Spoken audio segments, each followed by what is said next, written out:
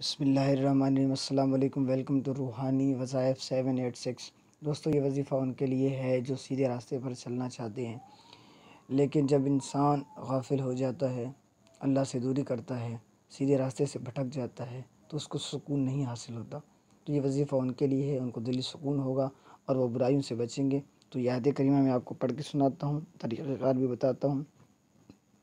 آیت کریمہ ہے اولئک علی ھدی من ربہم واولئک ھم المفلحون۔ یہ آیت کریمہ بالکل آسان ہے، سورہ بقرہ کی 5ویں آیت ہے، آپ کو یاد ہوگا۔